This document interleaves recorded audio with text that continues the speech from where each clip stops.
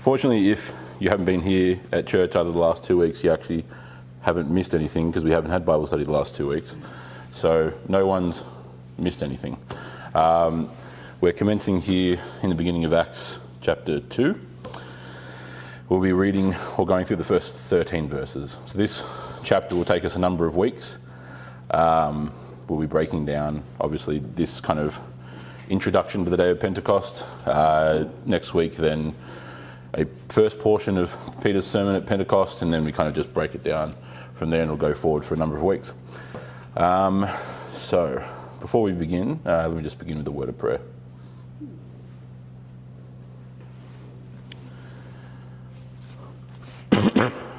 Blessed Lord, who caused all holy scriptures to be written for our learning, grant unto us so to hear them, read them, mark them, learn them, and inwardly digest them, that we may embrace and ever hold fast the blessed hope in Jesus Christ.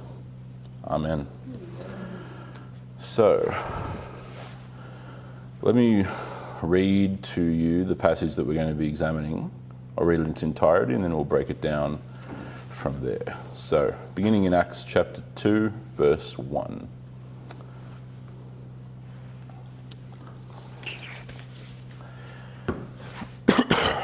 When the day of Pentecost arrived, they were all together in one place.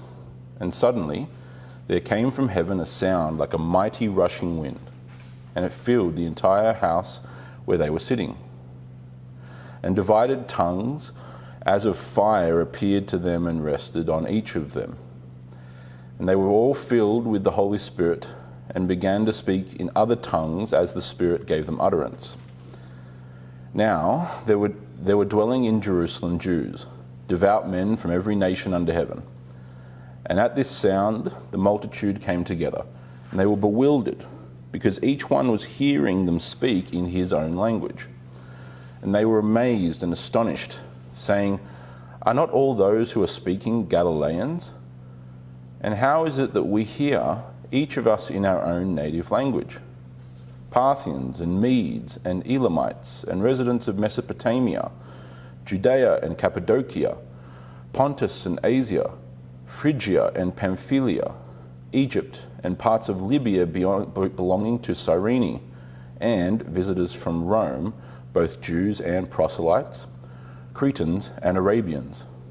We hear them telling in our own tongues the mighty works of God."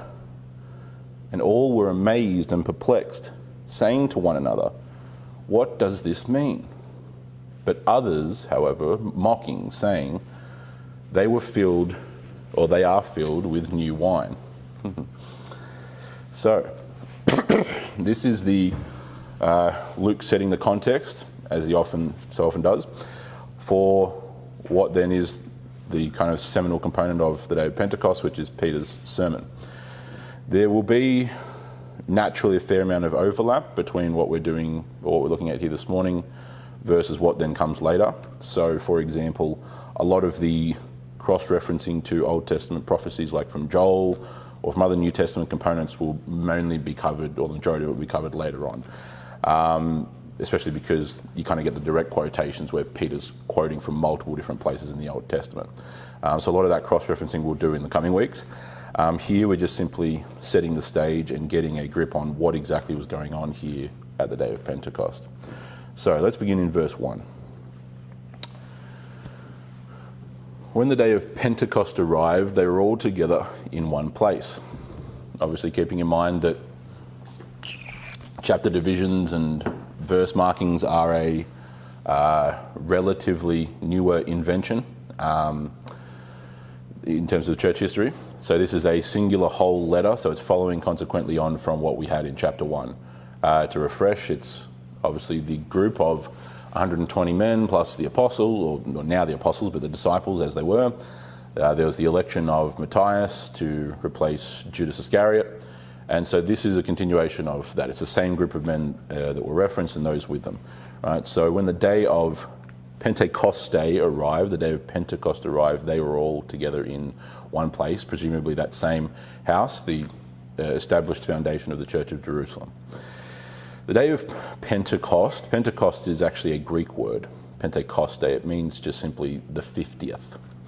You can see it kind of in the same root with the beginning pen or pent.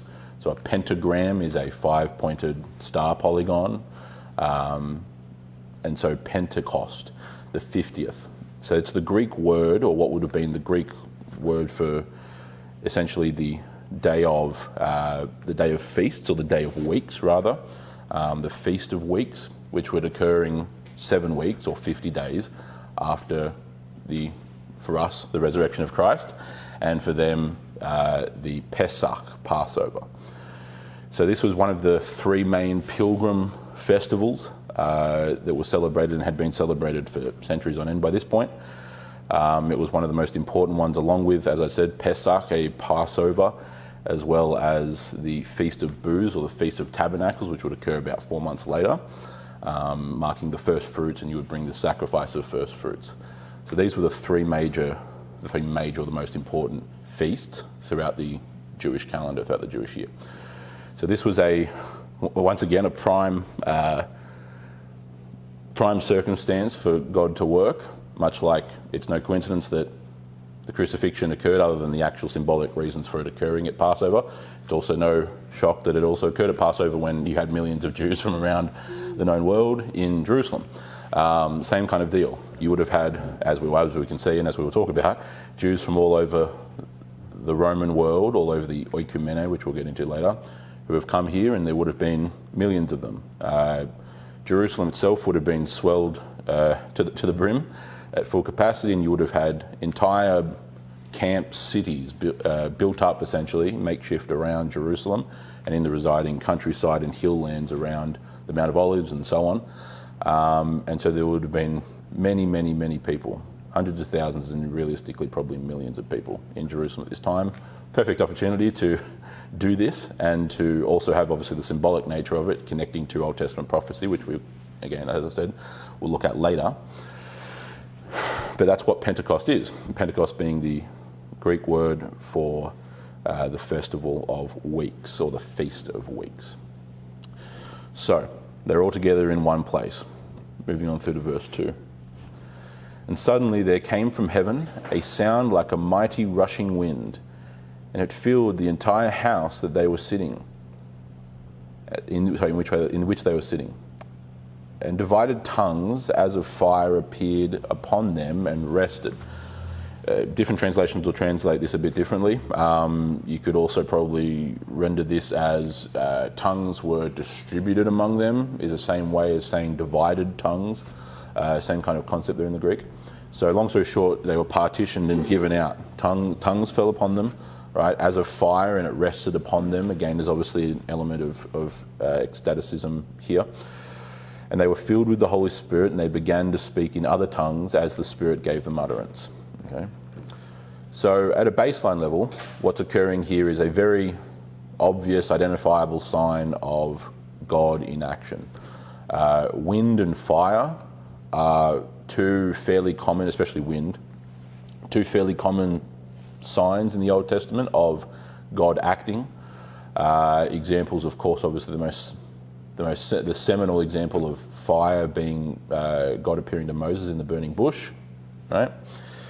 Wind, obviously, many, many times. The pillar of smoke, or the cloud of smoke, different translations, has that element of wind incorporated into it. Obviously, the wind is heavily associated, the ruach in Hebrew, heavily associated with Ezekiel, and many of Ezekiel's prophecies and interactions with God, a variety of different times. And we'd be here quite a while listing them all.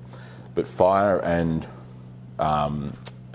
wind, as well as divine utterance or inspired speech, those three, which is what the three signs in essence are here we're getting: wind, fire, and divine speech, or divine utterance, however you want to phrase it, inspired speech, are bona fide signs of God.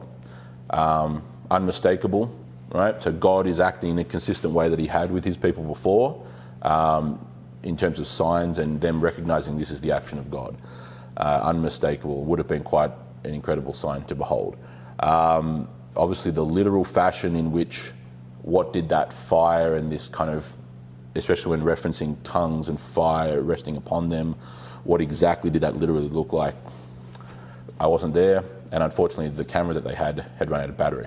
And so we don't know. But the point being here, again, obviously, it's naturally referring back to Old Testament signs, symbols and prophecies. There's an element of symbolism here as well, of a very real thing that happened, obviously. But it's pointing to the fact that this is a definitive action of God. And so that component is important, right, in a book that is heavily symbolic for good reason, both not just in terms of like symbolism representing nothing, actual symbols that have actual meaning, the ways in which God, an infinite God, communicates to mortal humans. These are the kinds of ways. And so we see here that tongues or divine utterance is being given, and obviously for the purpose of what then comes afterwards, is what we read from verse 5. So let's continue on into verse 5.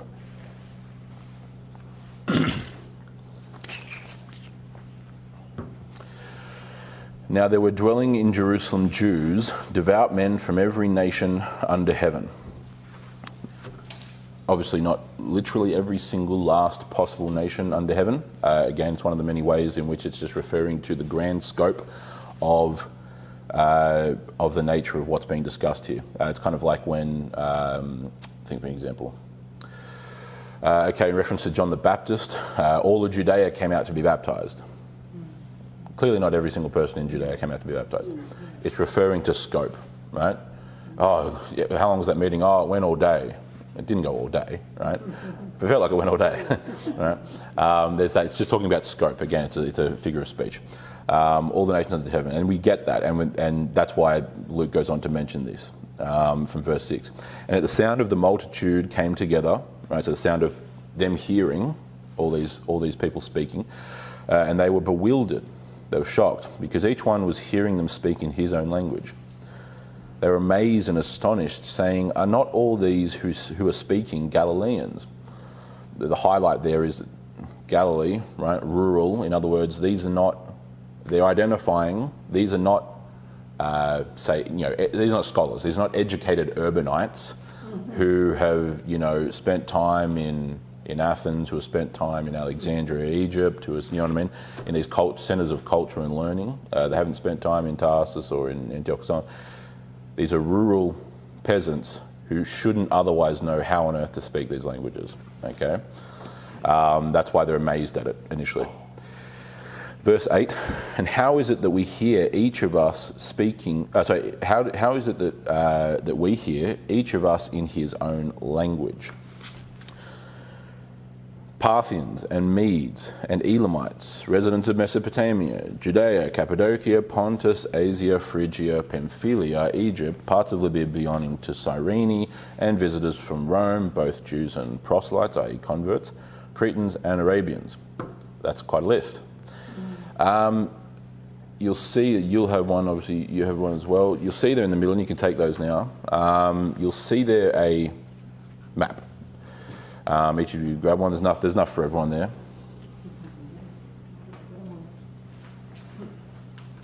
So just distribute those ones out. So what I've done here is I've highlighted the areas being discussed. Okay. So the area in the overall map is roughly what was considered for most of antiquity to be not most of antiquity, but most of late antiquity to be the known world. The known world was a bit larger than this. So Mary has one here. So for example, it extended further south into what was called Libya, or what today we would know as the continent of Africa. So it extended a bit further south than this into Ethiopia. Yeah. It also extended a little bit more to the east, okay, across to northern India. Those parts of the world were known because those are the territories that Alexander the Great conquered about 300 odd years before the first century.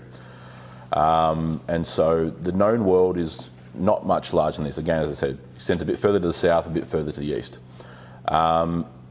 And obviously the territory in red is the Roman Empire at its maximum extent in 117 AD.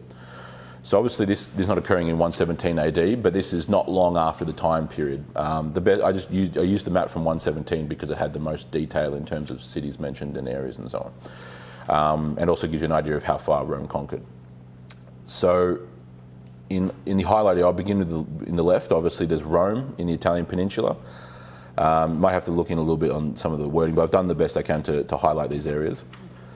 If we then come down through the south, you'll see a circle around an area called Cyrene. So this is in modern-day Libya, for those who are familiar with North African geography. And the area, it's right near Benghazi.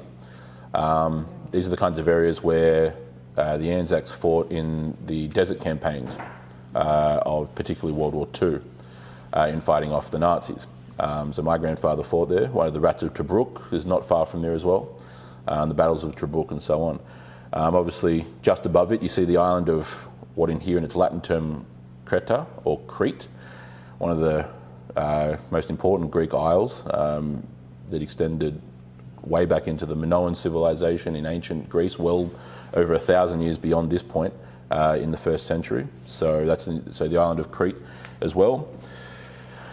When you move down, you'll see, again rendered in its Latin form, Aegyptus, in other words, Egypt.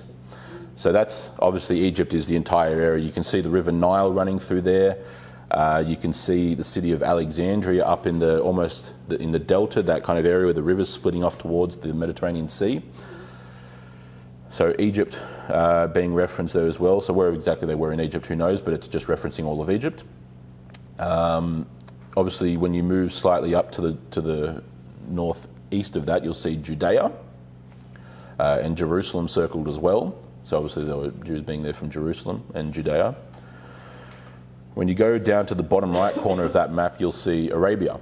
So Arabia is a very large territory, obviously being an entire peninsula, and not all of it's shown here. Arabia is, of course, where Paul initially goes to for, I think, 2 or 3 years after he's converted on the road to Damascus. The Arabs were, at this point, and had always been and would be for about another 600 years, nomadic pagan tribes. So nomadic tribes wandering around before the rise of the Quraysh tribe and Muhammad and the advent of Islam. So there were Jews living in Arabia amongst the Arab tribesmen. When you look on the right side of this map, you'll see kind of in the middle, or in the right, the kind of east extents of the Roman Empire there, Mesopotamia. So Mesopotamia is that ancient land of the Euphrates and the Tigris River. You'll also see those words mentioned right near that circle around Mesopotamia, Euphrates, and you see those two rivers. Those are the Euphrates and the Tigris rivers. Often when in the Old Testament, when the two rivers are mentioned, or the land beyond the river, it's talking about the Euphrates / the Tigris, or at least just the Euphrates. It's the ancient lands of Babylon. You see Babylonia and the city of Babylon just a little bit down the rivers to the right of that word Mesopotamia. That's where Babylon. So this is modern-day Iraq. Ancient land. Abraham was from Ur, which is down near that sea on the right corner, just under the word Elam. That's where Abraham was from, and he journeyed from Ur, across the Mesopotamian crescent, the Fertile Crescent, and then down through to Canaan, aka where Judea and so on is. That's where Abraham was from. So there were Jews from Mesopotamia, from probably Babylon and other places as well, Assyria. And then over to the right, you'll see 3 areas on the furthest east extent of this map. At the bottom, you'll see Elam. You'll then above it see Media, and then there's an arrow pointing to where Parthia is. So you also see a word there as well, the Parthian Empire. So you kind of think, well, the Parthian Empire, but why is Parthia pointed off? So Elam, so the Elamites, the Medes, aka those from Media, and the Parthians are all Iranian people. They're all what we can broadly call Persian peoples. Obviously the Persians were another one of the tribal peoples from that area as well. So the Media, the Medes, had an empire in the days of Babylon, where it's in the height of Babylon, when Babylon was at its greatest extent. Also existed alongside it the Median Empire, which is actually much larger in territory than even Babylon itself. Cyrus the Great, who was a Persian, who was a different tribe, similar but different tribe from that area of Iran, rose up from the house of Achaemenid, conquered the Medes and formed the Achaemenid, or aka the Persian Empire. That's where it comes from. Obviously Cyrus the Great's the one who freed the Jews from Babylon, when the Persian Empire, to use a colloquial term, conquered the Babylonian Empire. So these are the areas we're talking about. So you've got people, this is also these areas like Elam and Media and Persia and Parthia, which is also the areas where, for example, the wise men, the Magi, who appeared at the nativity scene, right? Obviously about, somewhere in the realm of 2 years after Jesus was born, that's where they're from as well, the east. That's that land to the east, okay? Now, moving up into the area that's kind of got a border around it. For those who know the geography, it's modern-day Turkey. You'll see 4 circles in that area. So I'll break that down from the top to bottom. So there's Pontus, Pontus up the top of that area, which was a region. Pontus is the Greek word for sea. So the sea above that, which is the Black Sea, was often just referred to as Ponte, or the Pontus by the Greek, the sea. So that area of coastline is called the Pontus. Below that, or just to the kind of bottom, to the southeast of that, is Cappadocia, which is mentioned in a number of places as well throughout the New Testament. So that's a region of Cappadocia. That's a fascinating area for church history. I've been there. An incredibly exotic landscape that almost looks Martian in nature. A lot of the early Christians met in areas like Gorim and other areas in Cappadocia, and often built underground cities, which had already been there, but they built upon them. Entire underground cave networks that quite literally formed cities of tens of thousands of people, often other than getting away from heat, but to live underground and live in these cave city dwellings underneath the earth, literally, in forming churches and often having to hide from the empire. They're fascinating. I might even be able to show you some photos after we've done this of what some of those areas look like. So you'll then see the other 2 circles. You might have to look in a little bit on the wording, because I've had to kind of tighten in the circles a bit. Phrygia and Pamphylia are 2 of the regions that are in there. You'll also see just above, right in the middle of this whole area, Galatia. Do you see Galatia there? So that's the Church of Galatia. And so the letter to the Galatians that's who that's written to, the church that was established there right in the middle of this area of what's called Asia Minor. So this highlighted area with this border that you see, that yellow border running around, is what was commonly referred to as the region or the land of Asia Minor. Okay.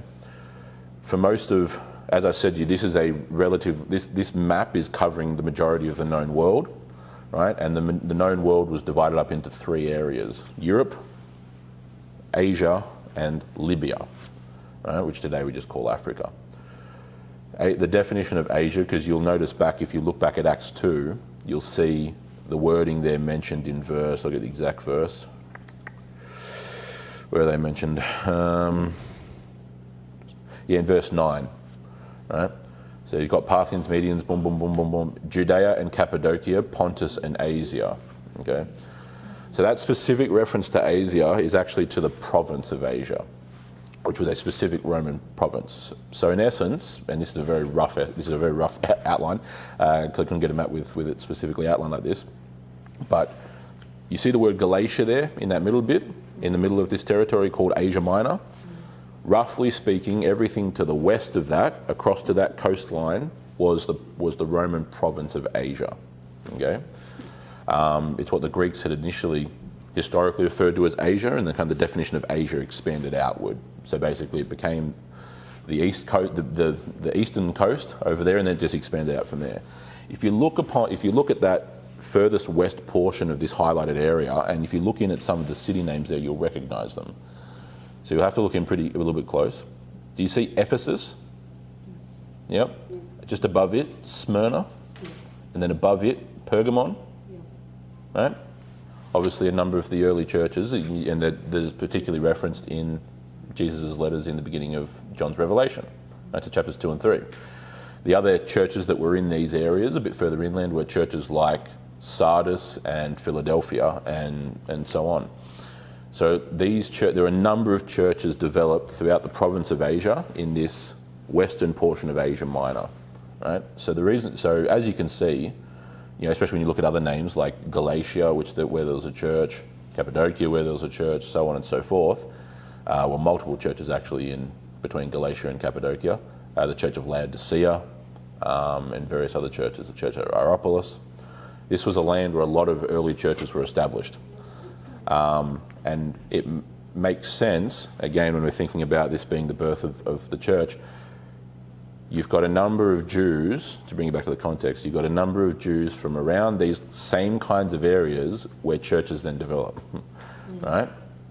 Because when we think broadly about, obviously in a lot of detail we're going to be covering here in Acts 2, but when we think about the big picture of what's going on here, you have these Jews who are in diaspora, right, who are out in the empire, spread all around, and covering a pretty wide amount of territory when you look at it all the way across to Rome, down to Arabia, across to Parthia itself, which is even beyond this map.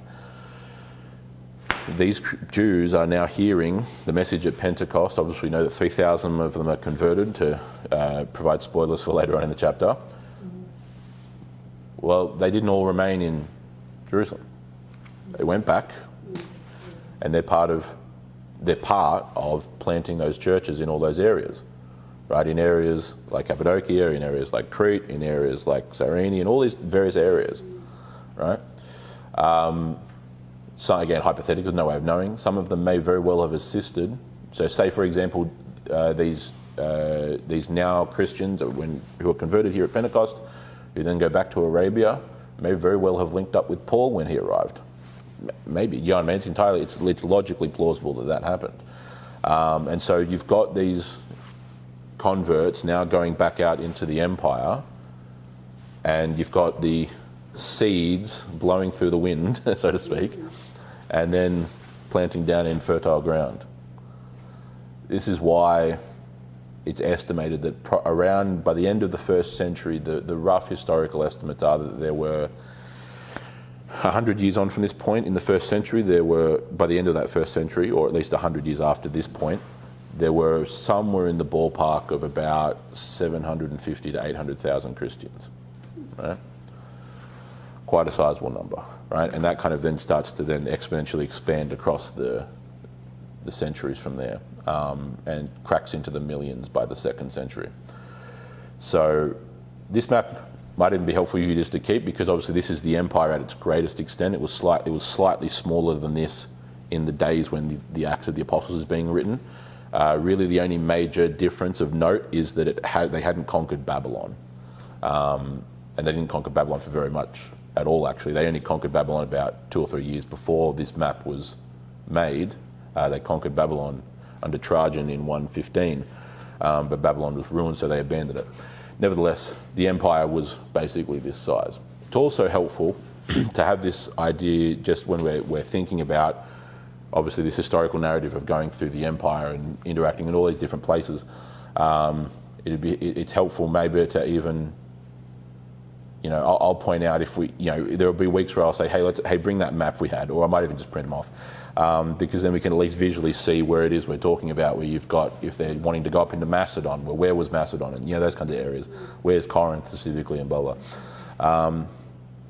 But this map is also a helpful visual guide for understanding a lot of how the Roman Empire is referenced, not just through Acts, but throughout the New Testament broadly. The view, the absolute predominant view amongst pretty much everybody in those days was that Rome had conquered the world. Obviously they weren't stupid. People knew that Rome hadn't conquered literally every single portion of the world. But the premise was that Rome had conquered all the important parts. Okay? Anything beyond this, so for example, if you look up into Europe,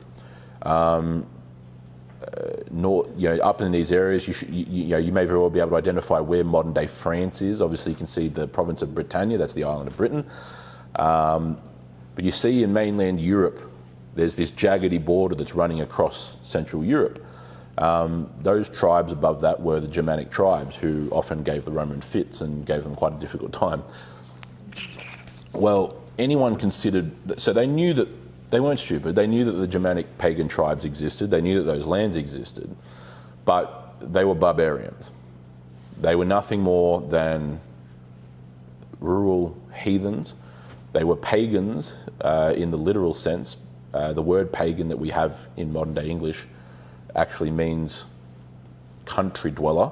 So in other words, someone who's not from the city.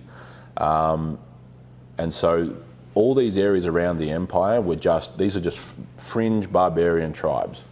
As far as Rome was concerned, as far as people in the Roman Empire was concerned, they had conquered the world. They had conquered the majority of the known world. They had conquered the entire, obviously you can see they conquered the entire Mediterranean world, North Africa, the Near East, Europe. And so when that comes up, and it does come up a number of times in some actually really important places, especially in reference to the world, this is the world it's talking about, and it's also often just referring to the Roman world.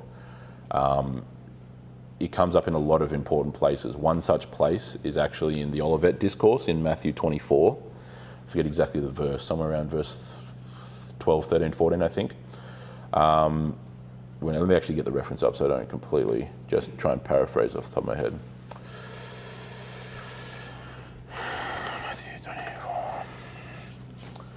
So it's in Matthew 24, what's commonly called the Olivet Discourse.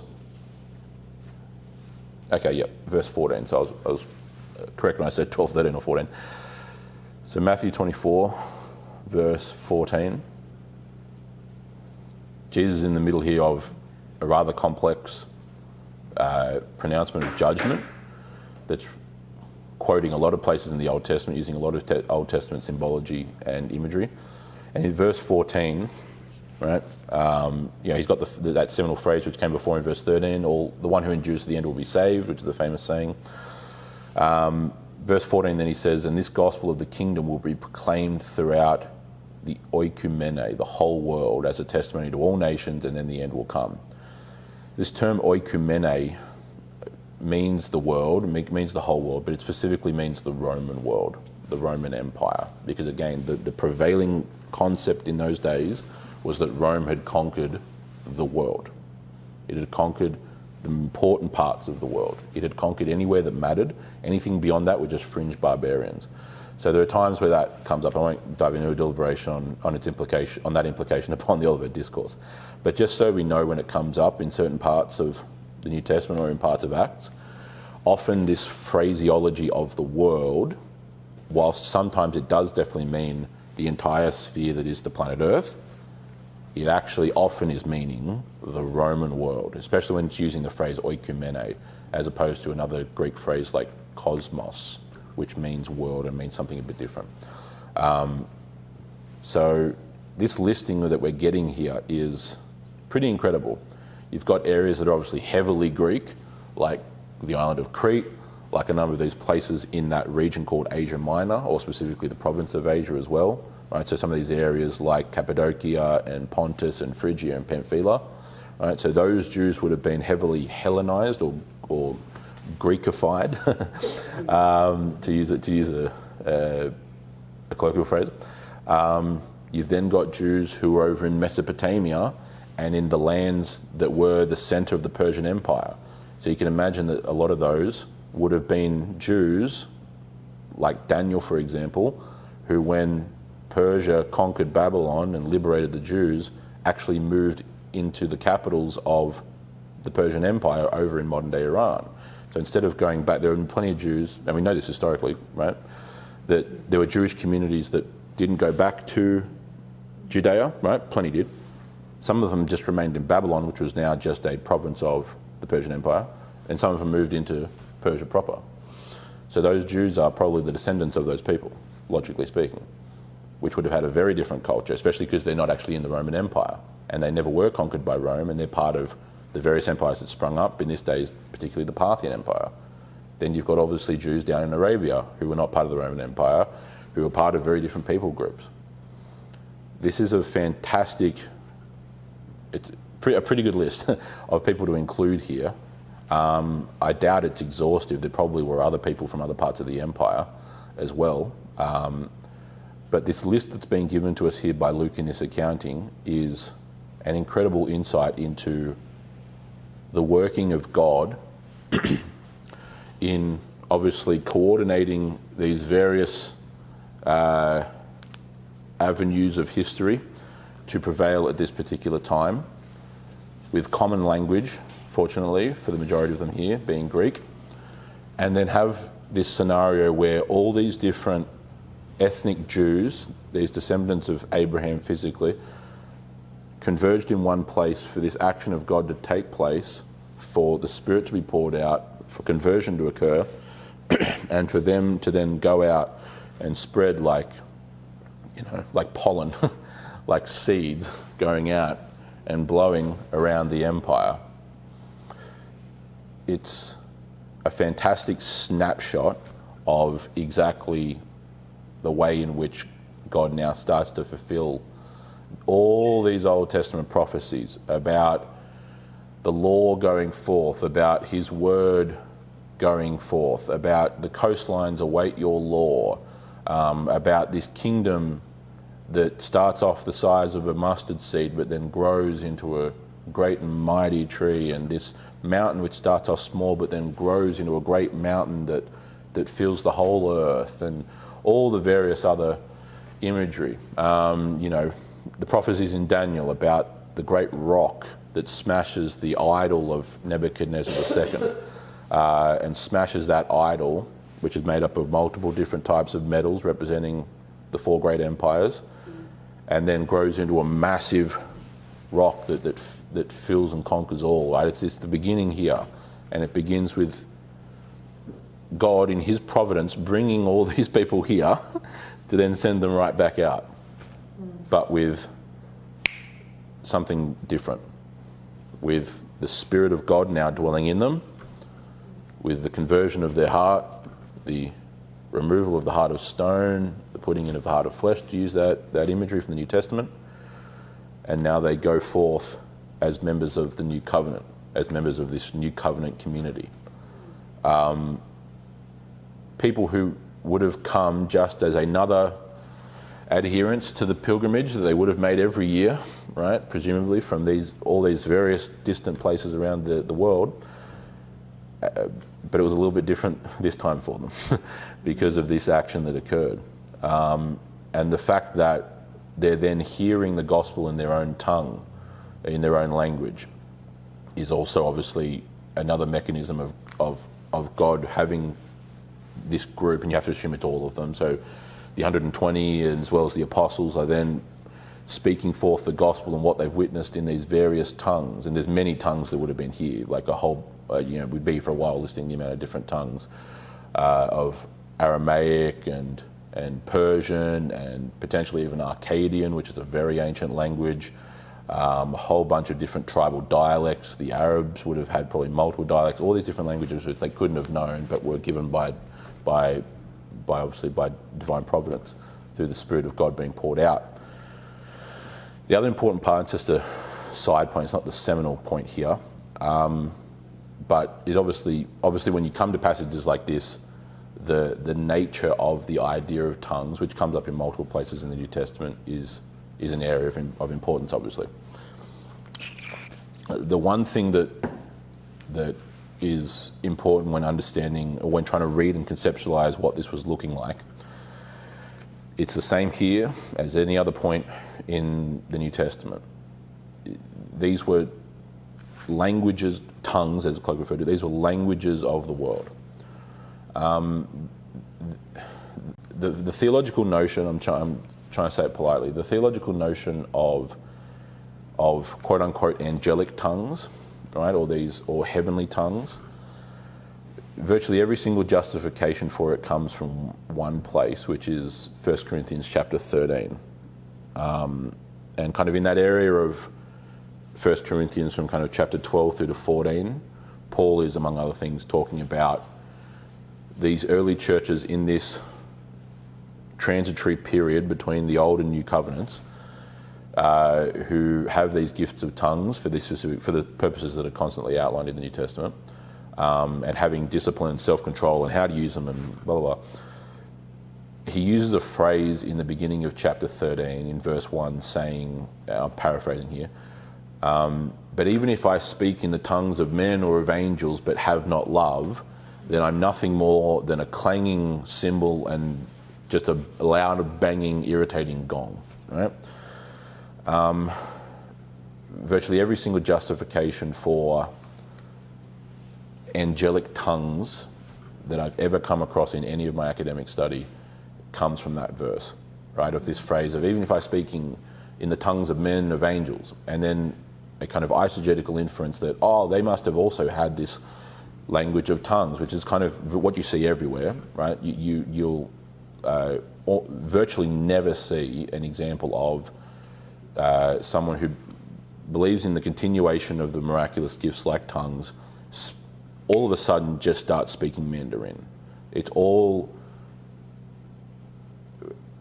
Actually, I can literally do anything. I can make any syllable I want, and that's exactly what it is. It's all shabala da blah blah blah blah blah blah blah blah, right? And this various, whatever particular consonant or sounds come from my mouth, and coming from this concept of tongues of angels.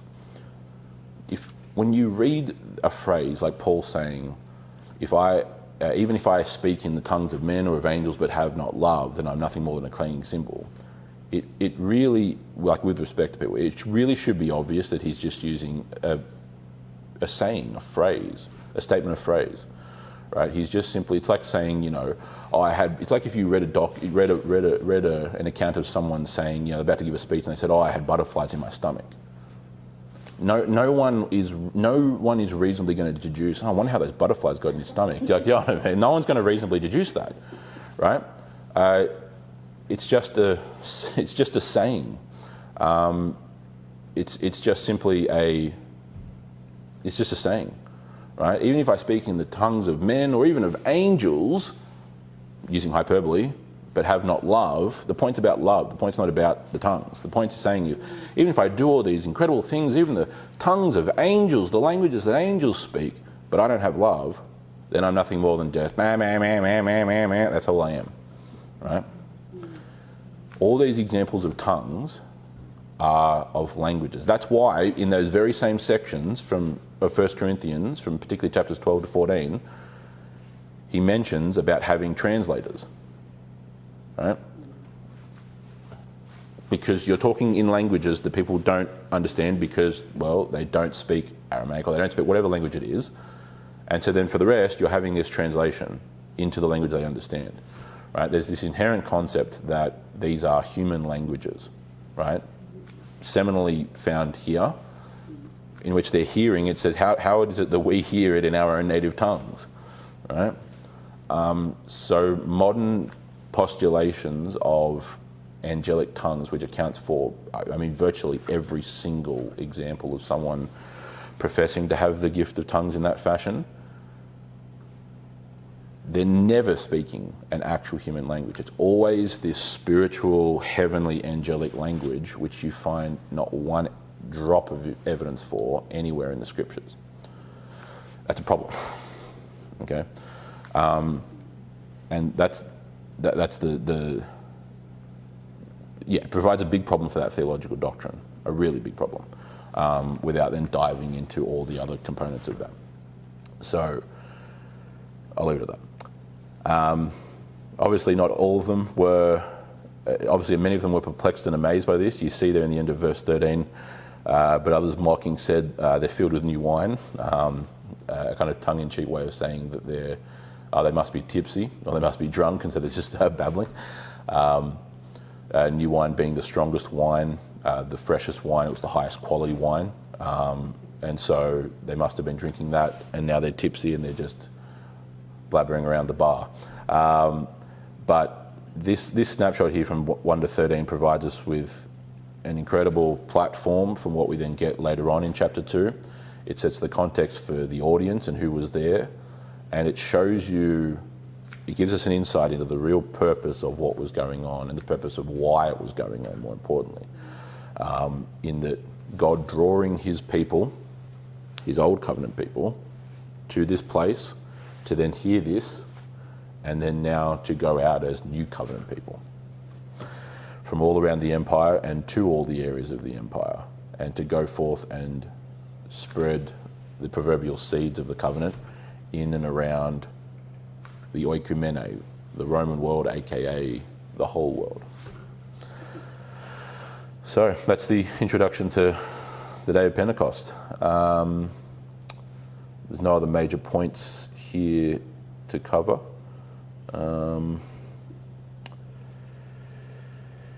So, any questions? The microphone's just up the back there. Pass that around as needed, but we'll move into our question time or comment time.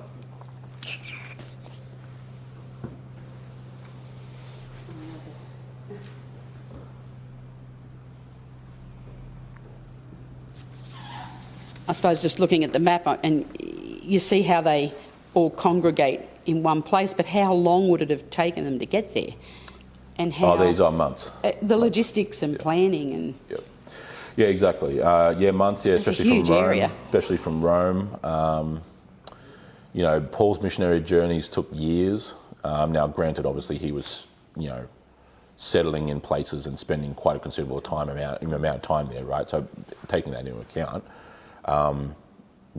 months to journey by foot, by a horse, but many of them are not going to have a horse. So many of them, there are plenty of people would have routinely journeyed by foot from Asia, like the province of Asia. So I think Ephesus, Sardis, Pergamon, Philadelphia, those parts of Western Turkey here, right? Which had always been Greek lands, right? They were Greek colonies going well back into Greek history, and who would have journeyed by foot from those areas of the province of Asia down into Judea, which is definitely not the furthest part here.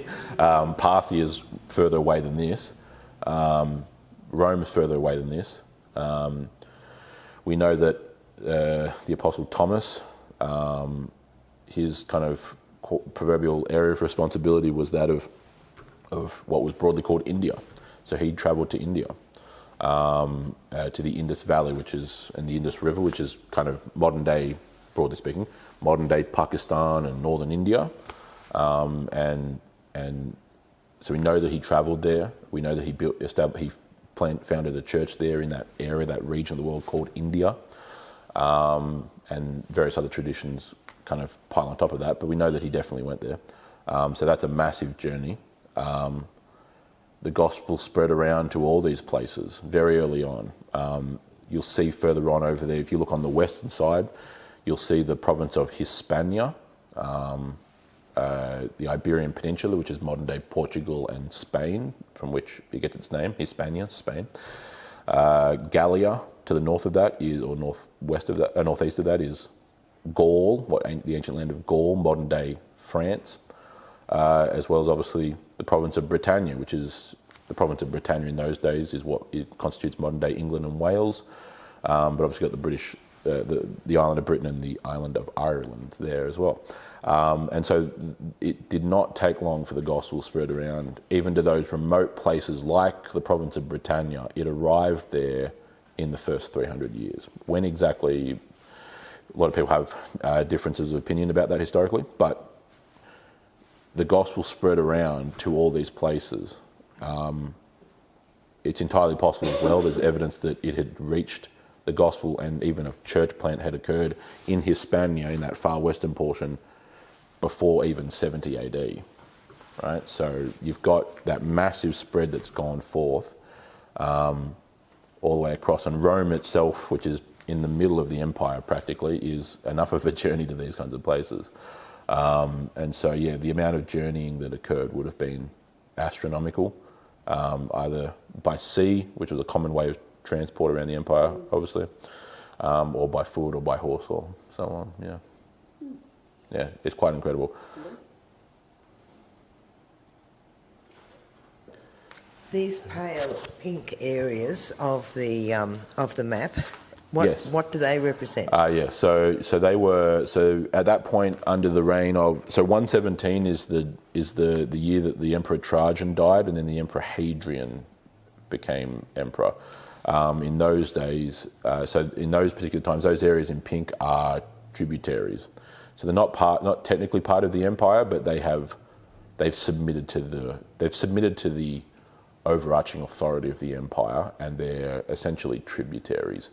So they would pay all kinds of empires do that. The name tributary kind of implies the word. They would pay a tribute to remain independent in essence, but they would just simply have to pay homage, literally and figuratively, to Rome. And so those areas are obviously the areas on the right there, which are labelled as Iberia. There's more than one place labelled Iberia. Albania as well, more than one place labelled Albania. Those are the Caucasus.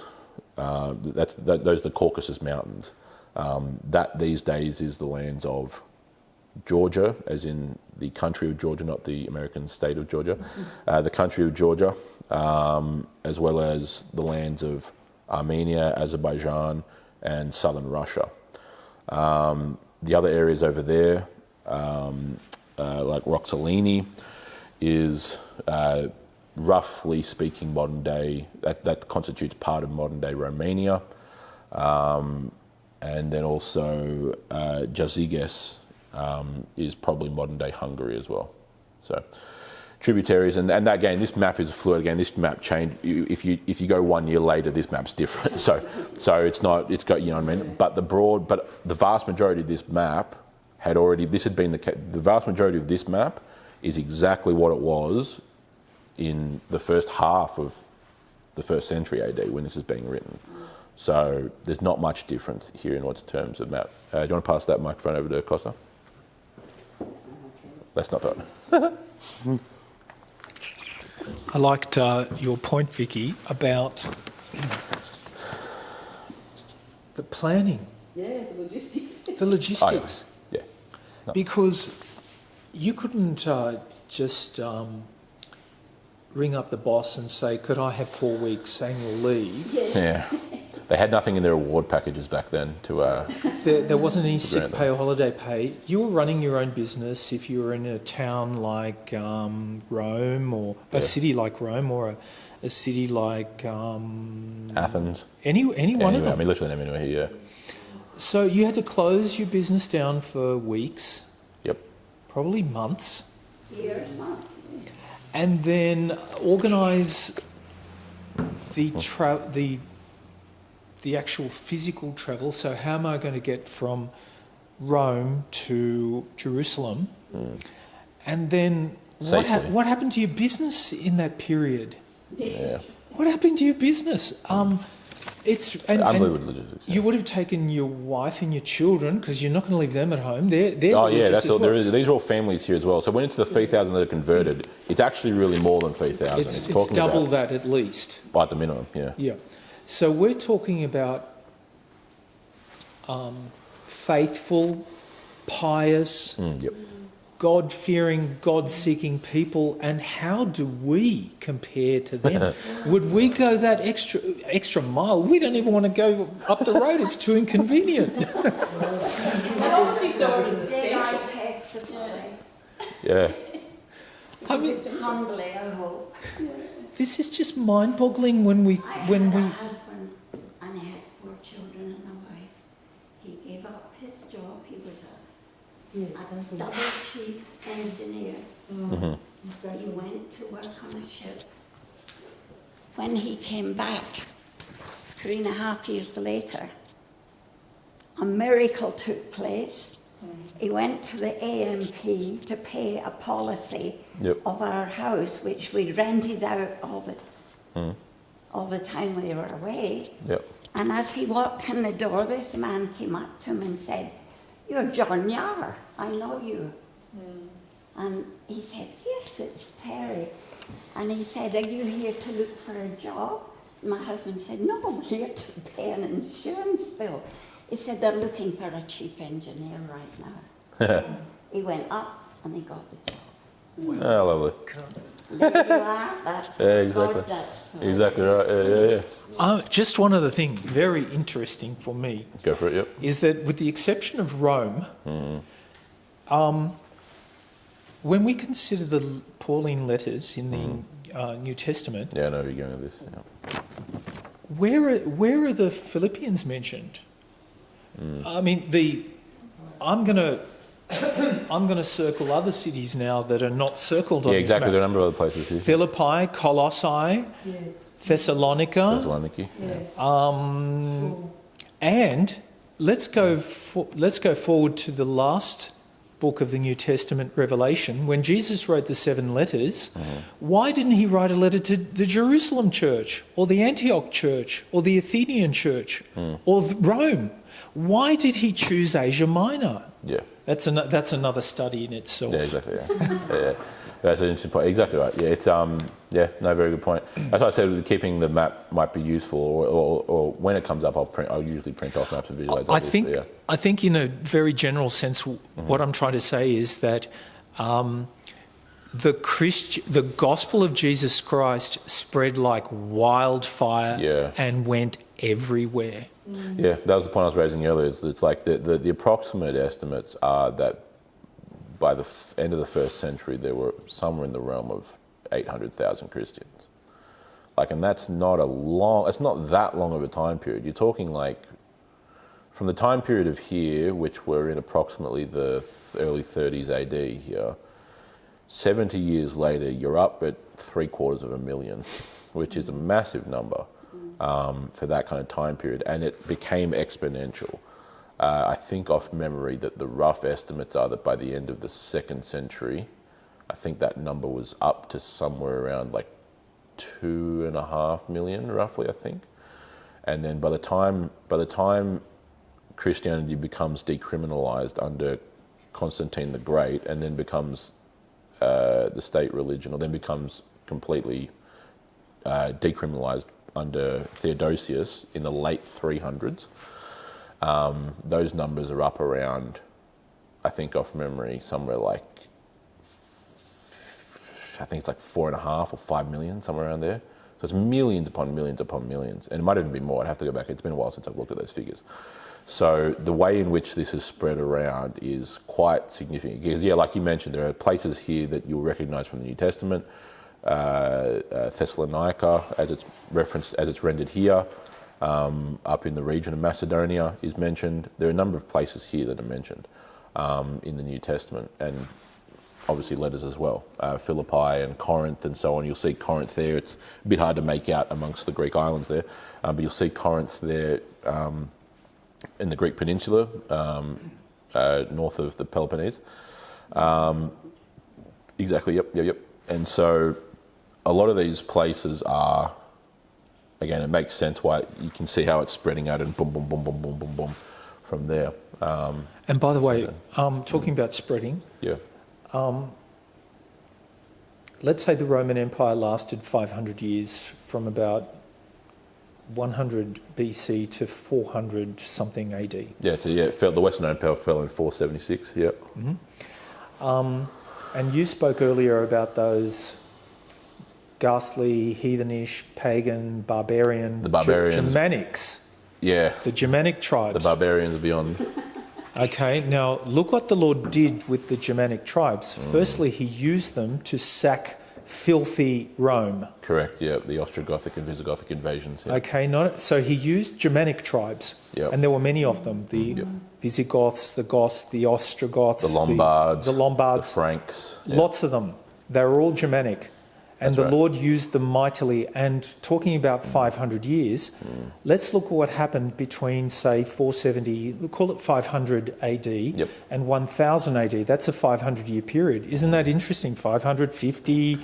By the way, the 50 in the Bible often represents the Holy Spirit. Sure. Whenever you see 50. Yeah. So let's look at the Germanic tribes 500 years into it.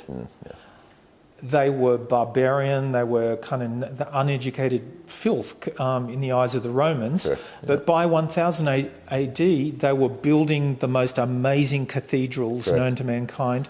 They took harmony, human harmony, and they turned it into polyphony, and we have the most amazing Christian music come from the Germans. Yeah, true. Yeah, exactly. All these tribes, and a number of these tribes were actually converted even before the fall of the Western Roman Empire. So Rome split into east and west upon the death of Theodosius the Great in 395 AD. Okay, so roughly 400 years after we're talking about this, it split into east and west. Constantine the Great, Constantine I, had already moved the capital to, you can see it there barely, what was called Byzantium. It's in Asia Minor there. You see the word Thrace, Thrace, very ancient Greek region. Just to the right of that is Byzantium, which was then called Constantinople, which in the modern day is Istanbul. Istanbul is just the Greek transliteration of Constantinople. Very interesting. So that had become the capital. It had moved there when Constantine moved it there, calling it Nova Roma, the New Rome, or aka Constantinople. And so then the time period then, that Costa's mentioning here is you had Christianity exploding across the empire to every single corner. Again, we got into Hispania, it got into Gallia, it got into Britannia even, all the way up, the whole box and dice. Province of Africa, Tripolitania, all those places along North Africa you're seeing there. But then upon the fall, and I've mentioned this before, I think, is that then upon the fall of the empire, which happened for a variety of reasons, the seminal of which was Christianity being a major contributing factor, when the Western Empire fell, right, so all these areas you're seeing, Hispania, Gallia, Italia, right, where Rome is, right, all this western part of the empire, when it fell in 476 or 480, depending on how you want to date it, now you had these Gothic tribes, these Germanic tribes that you're seeing in these lands up in Germany and Central Europe beyond the empire. They come down, they're now invading, and they had been invading for a while, but they're now really invading. And they now spread over into Hispania and Gallia and Italy, the Lombards, the Ostrogoths, the Visigoths, all these various Germanic tribes. A number of them had become Christians, not all, but many of them had become Christians and unfortunately fell into the early heresy of Arianism, which is the major battle for the early church. Arianism, to oversimplify it, essentially denies the divinity of Christ. And there's various other components of Arianism, but it denies the divinity of Christ. It inherently denies the Trinity as a result, and is heresy. Many of the early councils, like the Council of Nicaea, Council of Chalcedon, various other councils, and you can actually see Nicaea in there in Asia Minor, up in the north area of it, near that Byzantium, near Bithynia. Just to the left, it's in small writing, you'll see Nicaea, N-I-C, how they wrote it here, A-E-A in the Latin, Nicaea. That's the Council of Nicaea, 325. But those Germanic tribes, as you mentioned, were used quite clearly to bring down the empire as one of the contributing factors. But then it's also then what happened when they now moved into those areas which Christianity had been in. So, for example, the Franks were one of the major Germanic tribes. The Franks moved in and conquered Gallia. The Franks is where France gets its name. Well, they now converted to Christianity. The Franks specifically converted to Christianity, I think actually literally in 500 AD. And that process that Cost is talking about is then the empire falling, which was shocking to people, as I mentioned before. But then what happens? Well, the earthly empire falls, but the kingdom of God, the heavenly empire, explodes. Because now you have the gospel going beyond to the Germanic tribes. And what happens? Well, those Germanic tribes, some of them, like the Angles and the Saxons and the Utes, they emigrate or they migrate, they invade Britannia, where Christianity already was. So now the Angles and the Saxons, Angles being where the country England gets its name, the land of the Angles, well, they now get exposed to Christianity. And what happens to them? Well, they convert to Christianity. Right? And so then you've now got those early English kingdoms, the Anglo-Saxon kingdoms, like Wessex and people like Alfred the Great, which I mentioned before. Well, that's how they became Christian. It's that same process that Costa's talking about there, where earthly kingdoms and nations and empires rise and fall, but then the parallel empire, our empire, is just there in the midst and just continues on and just constantly has people coming into interaction with it. I dare say that, and this could go any number of ways, but when the United States of America, which is without question the most powerful nation or polity, group of people that the world has ever seen by a country mile, when it eventually either declines in power or, God forbid, which could be much more calamitous, completely collapses, which it may not necessarily, but it could, the kingdom of heaven will still continue to exist in those lands of North America. And so then whatever comes afterwards, right, whatever, and this could be hundreds of years in the future, who knows, whatever keeps happening after that, the kingdom of heaven will still be there, just like it was when Rome fell. Not very sure. Yeah. You know what I keep thinking? For many years, people didn't preach about the Holy Spirit much. The preacher. Yeah, in its context, yeah. Yeah, and then I'm thinking now, where would we be if Jesus hadn't said, if I go away, I'll send my Spirit? Because nobody could have done anything for the kingdom without the Spirit, and yet there was a lack of teaching. Yeah, that happens because it's just the way that it's just our own mortality and our own sinfulness at times. The way in which cultures, different cultural, the way in which Christianity takes root in places, and the way in which culture sometimes impacts that, can have that effect on things. Yeah, you're right. And there have been periods in, particularly in the history of the Western Church, where that's been the case. There are other issues in other areas. So the church in Africa broadly, in sub-Saharan Africa, has its own issues. The church in various parts of Asia has different other kinds of issues, and it's just how things happen. We're flawed, we're being sanctified, we've been saved and are continuing to be saved, and eventually we will be saved. It's that kind of trifold phraseology that comes up all the time in the New Testament. The Spirit still blows where He wants to. Exactly right. Yeah, exactly right. And so it's all of this is the actions of the Spirit of God in the world as He goes forth through. Yeah, exactly. Through human agency. Because we saw this all throughout chapter 1 with the picking of the new disciple, picking of Matthias as the new apostle, and blah, blah. This is just literally one of an infinite list of examples of God choosing to, by the Holy Spirit, the third person of the Trinity, acting through human agency. Even if we fail. Exactly. Yep. Exactly. Even if we fail, yeah. He didn't choose, and he could have. It would have been entirely possible and would have worked fine. But he didn't, for example, go forth and just like pop up Christians in all these places. So if you look at all the areas that are circled there, the Spirit didn't go to all the places. Like he didn't go forth first, and then boom, Christians in Parthia, boom, Christians in Arabia, boom, Christians in Cyrene, boom, Christians. You know what I mean? They all came to Jerusalem. It all fit in with the Old Testament system, the Old Testament prophecy. There's this clear transition from Old Covenant to New Covenant, and they're being overlapped here in this kind of first generation, in this literally 40-year period. And then it's boom, Christians, and they go out. Do you know what I mean? Yeah. Well planned and strategic. And how we jump on planes and... Yeah, same deals. Exactly right. Make those same kind of journeys that are infinitely further, but yet infinitely easier sometimes. That has a lot of, what you just said has a lot of implications for those Christians who say, I don't want to go to church because of A, B and C. If they forego the fellowship of the saints, they're not following the biblical example, are they? Yeah.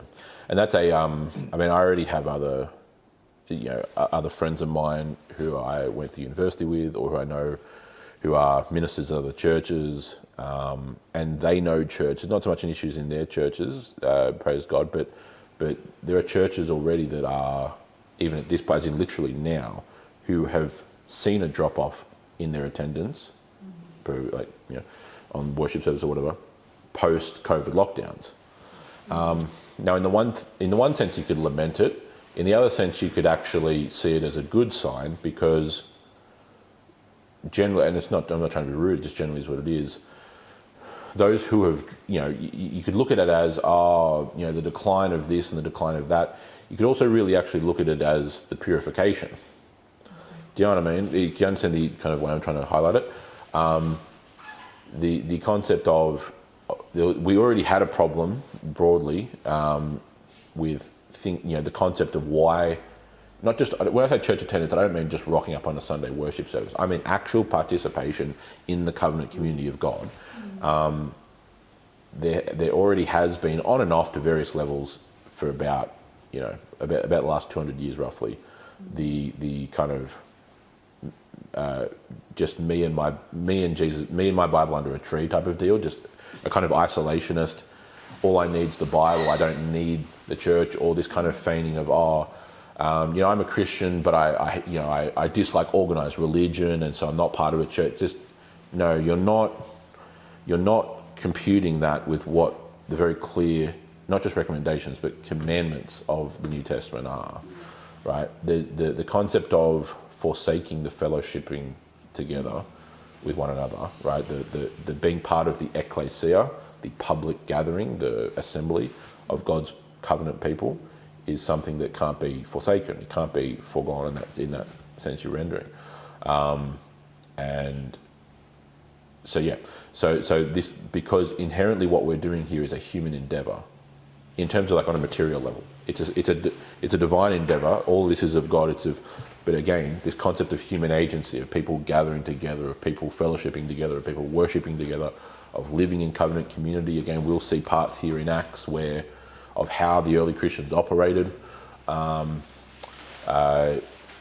in terms of them selling property, in terms of then living communally, of all these various ways in which they then formed this new humanity, this humanity that's now in Christ, not in Adam, right? And so that point that you raise is a good point. It's a pertinent point, especially today. Yeah. Any other final comments or questions or anything else of that nature? Very good. Alrighty. That's the introduction to Pentecost. We'll continue on next week with Peter's sermon. Thanks for coming. Where's Kithera, Mary? The little... One little dot somewhere. You've got a tiny little... Under the mainland of Greece. So look, see the province of Achaia. Yeah, the dot down the bottom. In between Greece and Crete. Oh, okay, yeah. There's a tiny little dot. The big dot or the little dot? Not the big dot. The little dot. There's a little dot just above Cydonia on Crete. Okay. I believe there was a temple of Aphrodite there. It was one of the seminal places where Aphrodite, the goddess of beauty and love and many other things, was worshipped there seminally. Yep.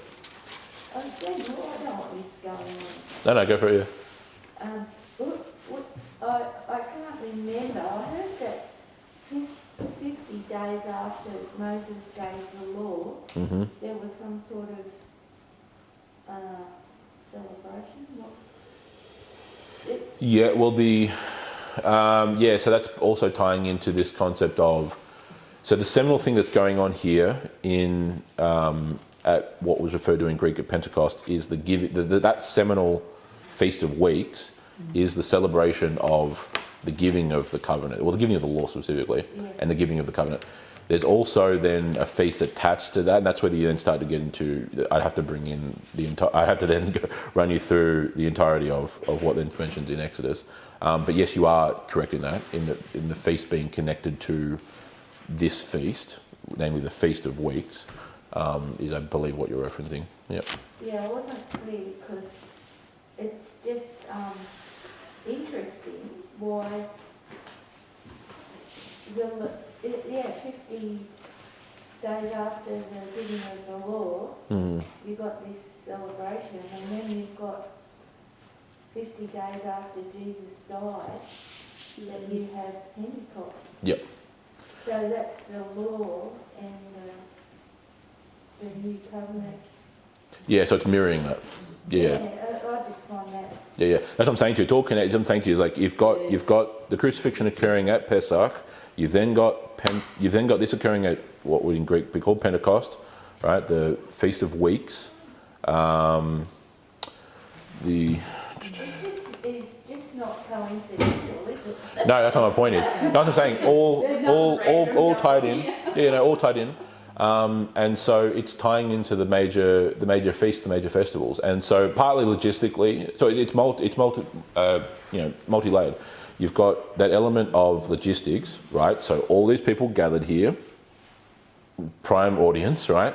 So there's a logistical component in God's providence, and then there is the actual prophetic / symbolic component.